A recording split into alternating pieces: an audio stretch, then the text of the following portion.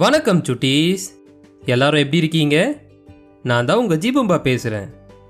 இன்னைக்கு நான் உங்களுக்கு ஒரு ரொம்ப நல்ல கதையை சொல்ல போகிறேன். அந்த கதை பேர் என்னன்னா முட்டாள் அரசன். இப்போ நம்ம கதை கேட்க போலாமா?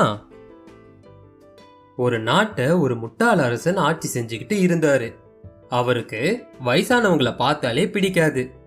அதனால 60 வயசுக்கு மேல இருக்கிறவங்களை நாட்டை விட்டு துரத்தணும்னு சட்டம் போட்டாரு. அப்படி நாட்டை விட்டு போகாத எல்லாரையுமே தூக்கு போடணும்னு சட்டம் போட்டாரு அந்த ராஜா. அங்க இருந்த ஒரு போர் வீரன் தன்னோட அப்பாவை பிரிஞ்சு இருக்க முடியாம வீட்டுக்குள்ளே ஒரு குழி தோண்டி அதுல மறைச்சி வச்சிட்டான்.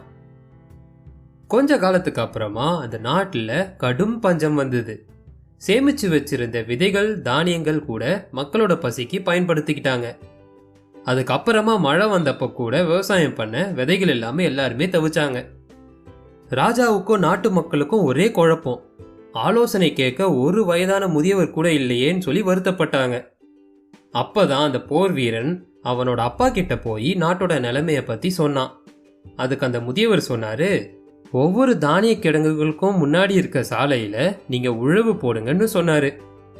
அத அப்படியே அந்த போர் வீரனும் செஞ்சான். மழை தண்ணி பட்டு அந்த உழவு செஞ்ச இடத்துல பயிர்கள் எல்லாம் முளைக்க ஆரம்பிச்சுது.